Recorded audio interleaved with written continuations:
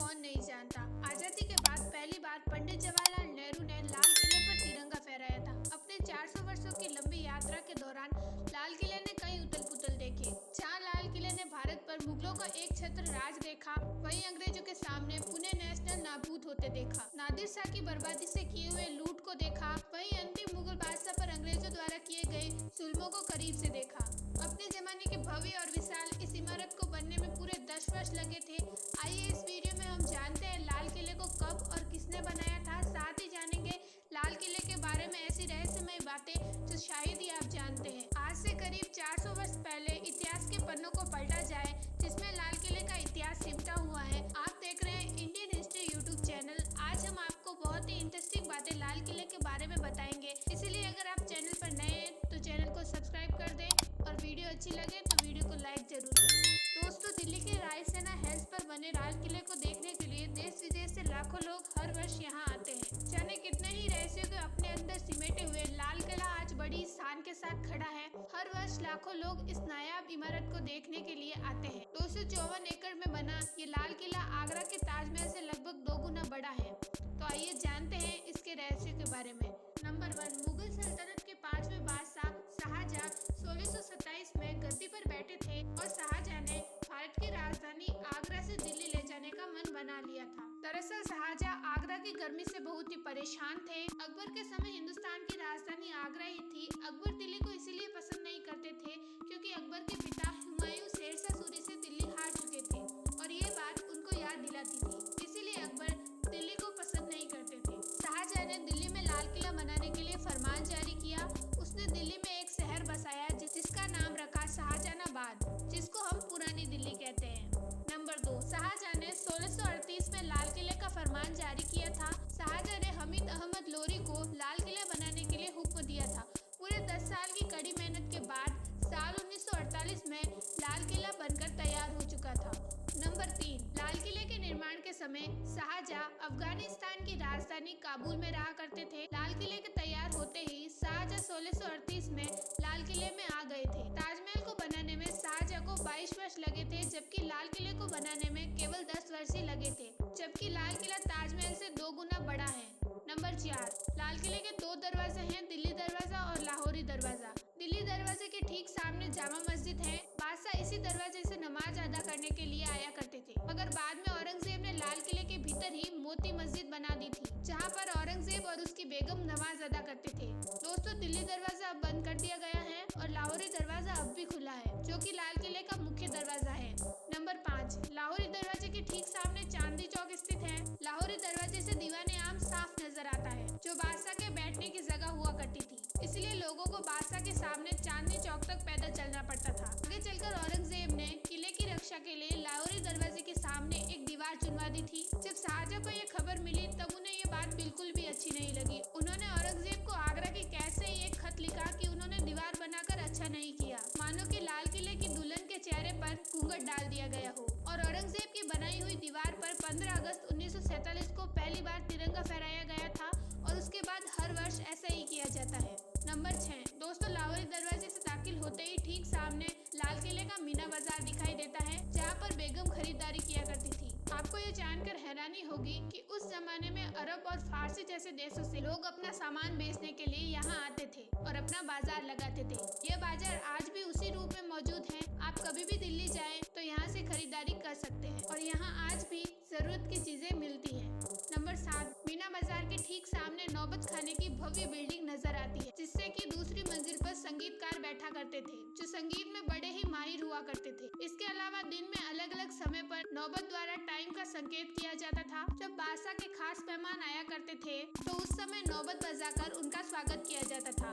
इस नौबत खाने के भीतर मुगल बादशाह जहांगीर और 10वीं मुगल बादशाह फारूक शेख का कत्ल हुआ था। इसके बाद इसे लंबे समय के लिए बंद कर दिया गया। नंबर 8, नौबत खाने से थोड़ी आगे चलकर सामने नजर आती है दीवाने आम। जैसा कि नाम से ये जाहिर है कि यहाँ पर आम लोगों का दरबार लगता था। यहाँ मौजूद ऊंचे आसन पर बैठकर बादशाह लोगों की समस्या सुलझाते थे। आसन से ठीक नीचे संगमरमर का एक खूबसूरत तख्त रखा हुआ है, जिस पर खड़ा होकर वजीर बादशाह से लोगों की परेशानियां पढ़कर सुनाता था। दीवाने आम के आसन के पीछे दीवार पर फ्रेंच आर्टिस्ट बॉटन गोल्डन द्वारा सुंदर चित्रकारी की गई है। इसकी खूबसूरती का कोई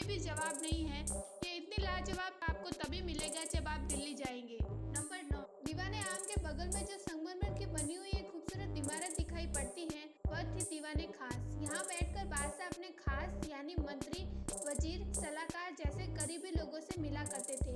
इसी दीवाने खास में सोने और हीरे मोतियों से जड़ा हुआ एक तख्त रखा हुआ था जिसकी चर्चा पूरी दुनिया में हुआ करती थी। इसका नाम था मयूर सिंहासन, जिसको तख्ते ताबूत भी कहा जाता था। विश्वविख्यात इस सिंहासन के सिर के ऊपर दो बेशकीमती हीरे जड़े हुए थे। इसी मयूर सिंहासन के ऊपर हिंदुस्तान का बेशकीमती रत्न कोहिनूर जड़ा हुआ था। जब साल 1739 में नादिर शाह हिंदुस्तान पर आक्रमण करता है तो उसने लाल किले में जड़ित कई बेशकीमती चीजों को लूट लिया था और वो अपने साथ मयूर सिंहासन को भी लेकर चला गया था और धोखे से मुगल बादशाह की पगड़ी को बदलकर हिंदुस्तान के बेशकीमती रत्न कोहिनूर को भी अपने साथ ले गया था। जब नादिर शाह दिल्ली को लूटकर वापस ईरान जा रहा था तो उस समय बीच रास्ते में लुटेरों ने उस पर हमला कर दिया और उसे भी लूट लिया और सारी चीजों को अपने साथ ले गए, जिसमें मयूर सिंहासन भी शामिल था। इन लोगों ने मयूर सिंहासन को तोड़कर कई टुकड़ों में बांट दिया। इस मयूर सिंहासन को आखिरी बार टेहरान के म्यूजियम में देखा गया था। दोस्तों, लाल किले की सबसे खूबसूरत इमारत थी दीवाने खास। इस बात का अंदाजा आप इसी बात से लगा सकते हैं कि दीवाने खास की छत चांदी से बनी हुई है और इसके चारों ओर की दीवारों पर कीमती पत्थर और नगीने जड़े हुए हैं। इन नगीनों को समय के साथ साथ निकाल दिया गया है और अब इन नगीनों के निशान ही बचे हुए हैं, परंतु इनकी सुंदरता भी लाजवाब दिखाई देती है। नंबर 10, लाल किले की असली खूबसूरती का राज है नहर बहिश्ते। इसका मतलब है स्वर्ग की नहरें, जो कि लाल किले के भीतर से गुजरती हुई निकलती हैं, तो मानो ऐसा लगता है कि स्वर्ग की धरती पर उतर आया है। इसमें कई फव्वारे लगे हुए हैं जो कि एक विशेष आवाज करते हैं। इसमें महलों में गर्मियों के दिनों में सावन का एहसास होता है। ये नहरें यमुना नदी से जुड़ी हुई थी, जिससे ये हमेशा बढ़ती रहती थी। महलों से होते हुए बगीचों की ओर ऊपर से उछलती कूदती रहती थी। इसके खूबसूरत नजारे लाजवाब हुआ करते थे। इस नहर को शाहजहां ने जन्नत की परिक्रमा के आधार पर बनाया था। ये लाल किले के भीतर दूसरे सबसे खूबसूरत महल रंग महल के बीच से निकलती थी। इसके कारण रंग महल हमेशा ठंडा रहा करता था। नंबर 11, मुमताज महल। इस महल के नाम से ही पता चलता है कि शाहजहां ने इस महल का नाम अपनी प्रिय बेगम मुमताज के नाम पर रखा था।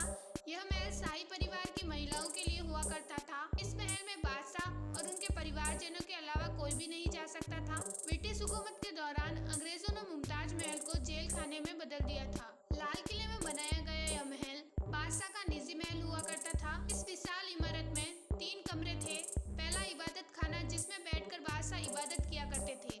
दूसरा ख्वाब घर, जिसका मतलब है सपनों का घर, जहाँ पर बादशाह बैठकर आराम फरमाया करते थे। तीसरा बैठक भवन, जहाँ पर बादशाह बैठा करते थे और चर्चाएं करते थे।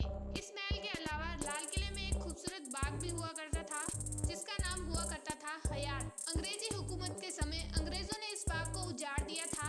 आज यहाँ पर केवल मैदान ही दिखाई देता है। किसी जमाने में इस बगीचे में फुहारे निकला करते थे और रंग बिरंगे फूल हुआ करते थे। बादशाह इस बगीचे में टहला करते थे। इस हयात बाग में एक जैसे दिखने वाली 2 आमने सामने इमारतें मौजूद है। पहली का नाम है सावन और दूसरी का नाम है भादो। दोस्तों, इनका नाम हिंदी महीनों के नाम पर रखा गया है। ये बड़े ताज्जुब की बात है कि केवल इन 2 इमारतों के अलावा बाकी सब किले में मौजूद इमारतों का नाम फारसी लफ्जों में रखा गया है, परंतु इन 2 इमारतों का नाम हिंदी लफ्जों में रखा गया है। आपको ये जानकर हैरानी होगी कि जब भी दिल्ली में बारिश हुआ करती थी तो सावन महल में महिलाएं और भादो महल में शाही पुरुष बैठकर बारिश का आनंद लेते थे। नंबर 12, दोस्तों, लाल किले में लाहौरी दरवाजे और दिल्ली दरवाजे के अलावा एक और खास दरवाजा है, जिसका नाम है यमुना दरवाजा। ये दरवाजा यमुना नदी की ओर खुलता है, जहाँ बादशाह के लिए नाव लगी रहती थी, जिसमें बैठकर बादशाह दूसरे शहरों की यात्रा करते थे। 17वीं शताब्दी में इस लाल किले को बनाने के लिए 1 करोड़ से भी अधिक खर्च आया था और बलुआ पत्थरों से बना इस खूबसूरत इमारत को विश्वविख्यात कहा जाता है। अंग्रेजों ने इसका नाम रेड फोर्ट रखा था, जिसको हम लाल किला कहते हैं। इसका असली नाम शाहजहां ने किला ए मुबारक रखा था। लाल किले की शानो शौकत और इसके ऐतिहासिक महलों को देखकर यूनेस्को ने 2007 में इसे वर्ल्ड हेरिटेज घोषित किया था।